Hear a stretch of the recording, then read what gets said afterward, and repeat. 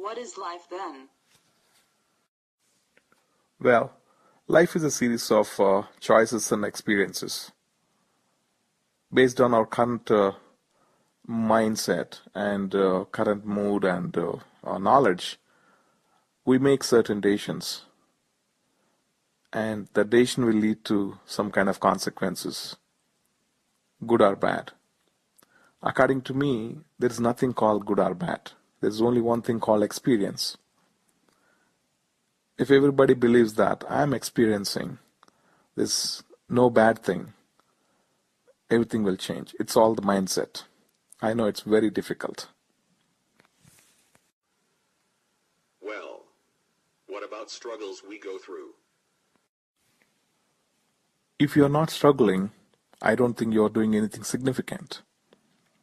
If you want to go from one position to another position, personally, professionally, or spiritually, there is some kind of a training process required.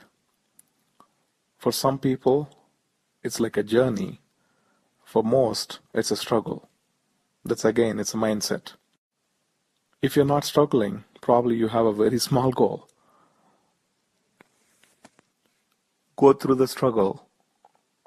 At the same time, grow through it. Talk about education. Is this really working? Well, I see a serious problem with the formal education today. Just imagine a person is spending 16 years or 18 or 21 years if someone is doing a PhD in the name of formal education, not having any practical exposure whatsoever. I think there's a lot of time being wasted. I came across a lot of people, those who have completed engineering or a master's in management or something else. A lack of practical exposure, putting them down. When I ask the basic stuff, they only talk about the theory, not practical. If you observe this particular situation, the root cause of this problem is that the syllabi of formal education, most time the syllabus, whatever they're going through, is not on par with the current trends. Most times the syllabus is defined 10 years or 15 years back. When you look at their books, whatever they're going through, that was written probably 15 or 20 years back. Just imagine an author who wrote the book is written based on certain trends and certain things, etc. Of course, the fundamentals are very important, but considering the current trends and current market, the industry is looking for someone who has a basic practical exposure than just the percentage of marks. I'll ask you one simple thing. A person actually claims that I have 80% of my academics in my graduation. Assume that it's only a year back he completed his graduation. If I give the same question paper, whatever he has written a year back, today, can he get same percentage? Most probably not.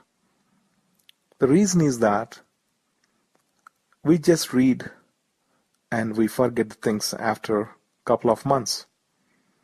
When you practice something, it's almost impossible to forget that. That is a fundamental difference between a formal education and a little bit of a practical exposure. I'm not totally against to formal education. I always want to have a combination of a practical as well as a formal education. Otherwise, spending 16 years just to get a graduation degree is a piece of paper to me. Hopefully, things will change. Most institutes realize this fact and get more into practical, not just the final year. They get some kind of a practical exposure in the form of internship, whatever. The practical experience should start from the first year onwards. That way, their mindset will change and they also get to know more about current trends, what's happening in the market, what kind of things they need to learn by the time they come out of the college, etc. What is your opinion on corporate employees?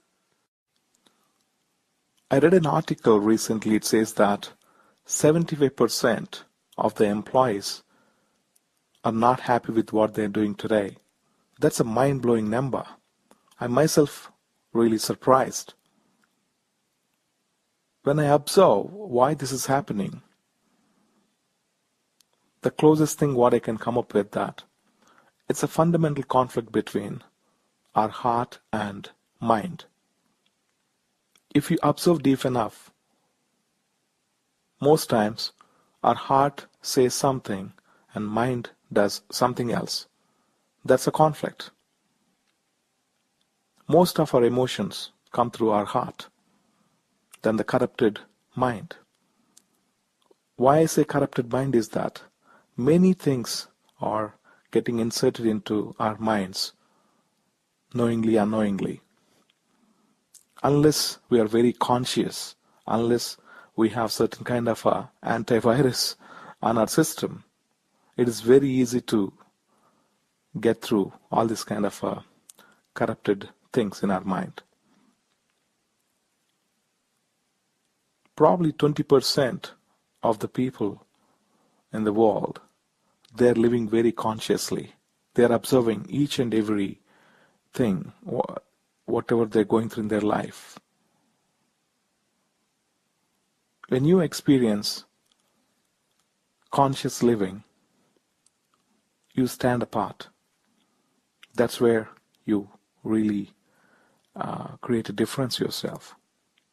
Most of the people, they don't live consciously. They just ready to do something, whatever is happening on a daily basis. That's the very difference between the happiest and the not so happiest. That is missing today.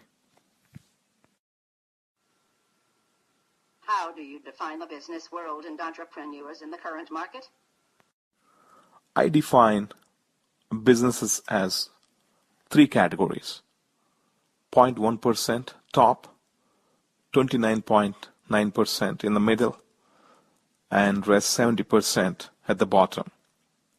0.1% on the top, these businesses are original creators. They create new industries.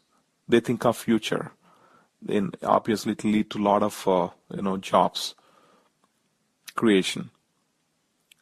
The next one, 29.9%, these businesses get inspired by these original creators or original business models, and they add some more flavors to it and create many other businesses around it. On the bottom 70%, they shamelessly copy the ideas as is. Unfortunately, this number is growing every day. The same way, I define entrepreneurs as 3 categories.